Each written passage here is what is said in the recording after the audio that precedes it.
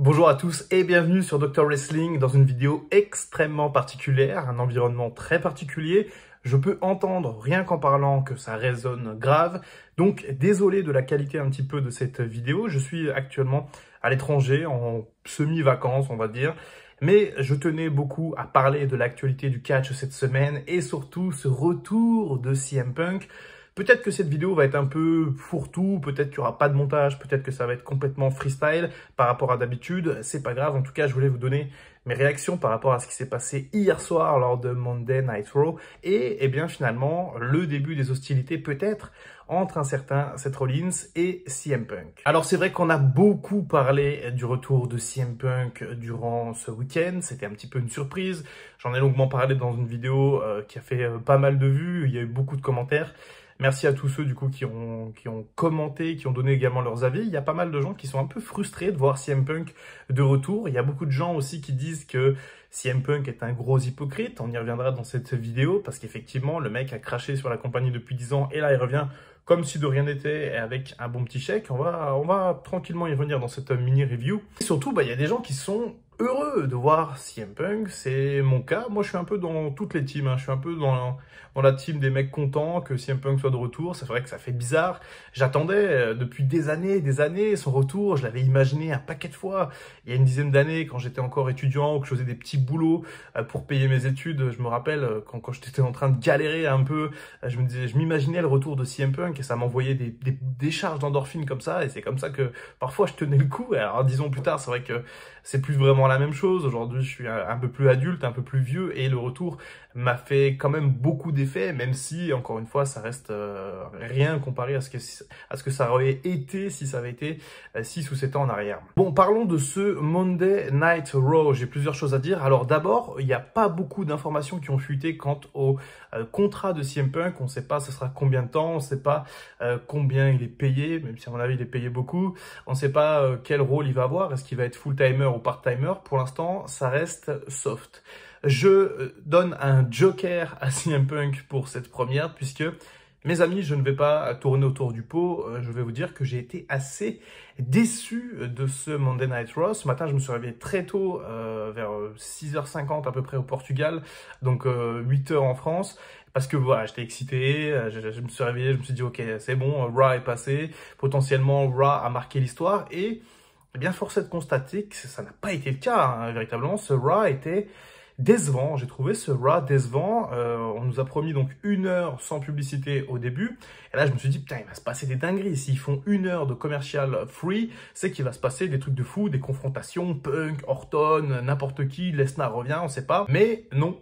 Que dalle, on a eu le retour de Randy Orton qui était assez sympa avec Rhea Ripley. Ensuite, on a eu des matchs un peu aux F. Alors certes, il faut aussi montrer les autres qui sont sur Raw, mais on attendait CM Punk. CM Punk, on l'a eu à la fin de Raw pour une promo. Mais globalement, pour rester encore une fois un peu sur ce Raw avant de passer au cas CM Punk, j'ai trouvé que ce Raw qui s'annonçait légendaire, incroyable, il était décevant. Il s'est pas passé grand-chose. Je n'avais pas regardé Raw depuis plusieurs mois maintenant et j'ai pas été excité. Alors il y a eu la petite promo de Cody Rhodes, qui a d'ailleurs annoncé directement sa participation au Rumble. Donc le mec il va gagner le Rumble, c'est comme ça que je l'ai lu directement. Ce qui est assez intéressant à souligner, ça avait un peu flingué la vidéo que j'ai tournée avant de partir et que je vais publier sans doute demain ou après-demain sur Dr Wrestling sur le scénario idéal pour Punk, parce qu'on apprend que Shinsuke Nakamura va donc rentrer en rivalité contre Cody Rhodes durant les prochains mois, avec peut-être un match au Royal Rumble, ce qui mettrait des bâtons dans les roues à Cody Rhodes par rapport à sa participation. On verra. En tout cas, reparlons de CM Punk si vous le voulez bien. Alors, Punk est arrivé du coup en fin de show, après un bon petit match entre Orton et Dominic quand même. Et c'était bizarre, J'ai eu l'impression d'avoir un clone de CM Punk. Vous savez, il y a plein de conspirationnistes qui disent « Ouais, telle star a disparu, c'est un clone, il a pris sa place. » Là, je me suis dit « On a un clone de CM Punk, mais c'est pas CM Punk. » Alors si, quand même, il y a eu du CM Punk, il y a eu du WWE, on a eu un bel équilibre finalement entre les deux. CM Punk est arrivé avec un nouveau t-shirt disponible sur la boutique WWE. Tiens, comme par hasard, j'en avais parlé dimanche lors de la review des séries. Et on a eu un CM Punk assez surprenant.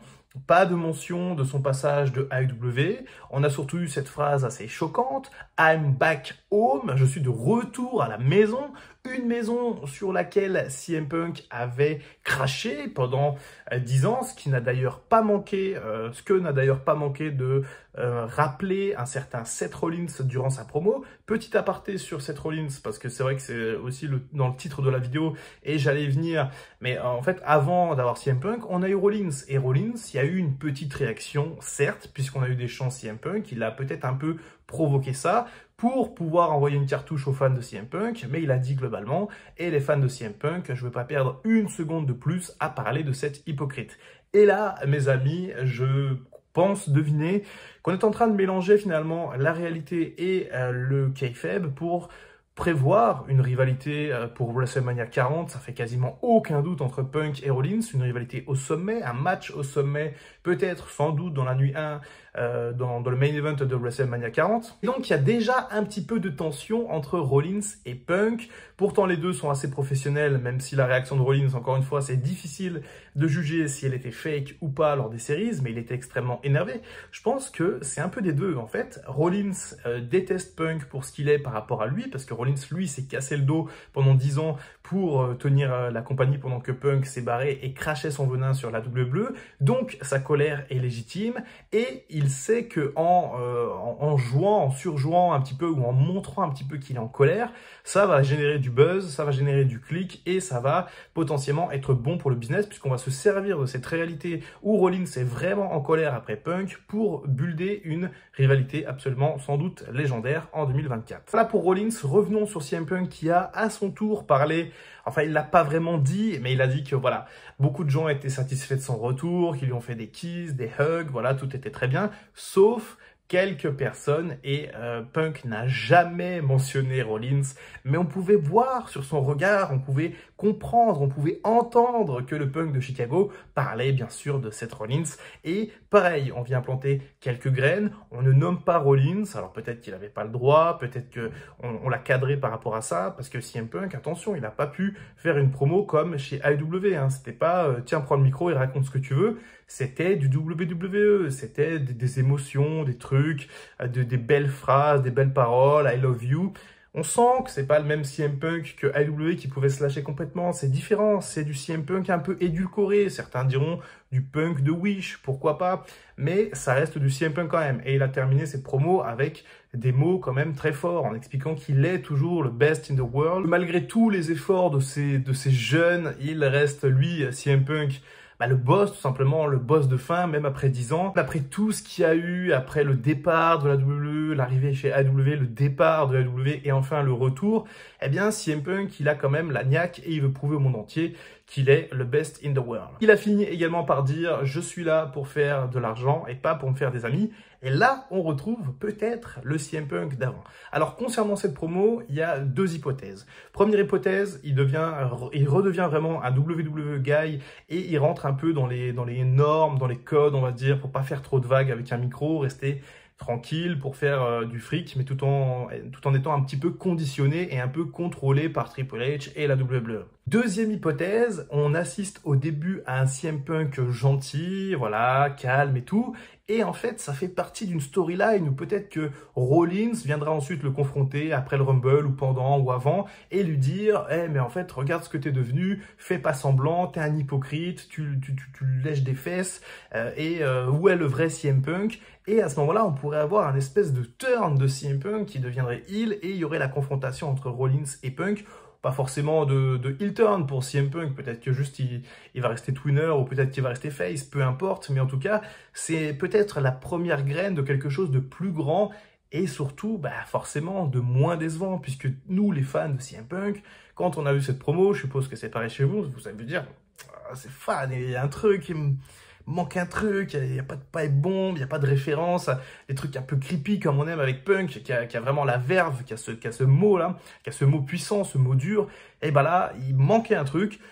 On verra ce qui se passe la semaine prochaine à Raw, je ferai sans doute encore une analyse, et je garde pour l'instant mes potentiels critiques pour au moins la semaine prochaine, pour voir un petit peu comment ça va évoluer, et surtout voir si tout ça est encore une fois, planifié, ou tout simplement si c'est le nouveau CM Punk, le CM Punk un peu plus clean, un peu plus gentil, un peu plus corporate et présentable à la WWE. Hein. Faut pas oublier quand même que la WWE, ce n'est pas AEW, il y a un énorme groupe derrière, il y a tout un conseil d'administration, c'est un groupe qui est coté très fort en bourse.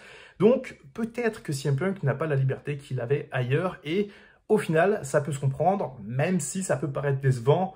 Encore une fois, on verra comment ça se passe dans le futur. Demain, je vous propose un nouveau format sur la chaîne, une nouvelle playlist qui devrait faire plaisir aux fans d'un certain catcheur fraîchement retraité mais qui a eu une sacrée carrière. Et jeudi, normalement, je vous propose le scénario idéal pour CM Punk jusqu'à SummerSlam, parce que WrestleMania 40, ça faisait un peu court. Donc voilà, si vous aimez Punk, eh bien on va en parler encore longuement sur la chaîne Dr Wrestling. Et c'était le Dr Wrestling, à très bientôt pour une prochaine vidéo. Et en attendant, comme d'habitude, prenez soin de vous.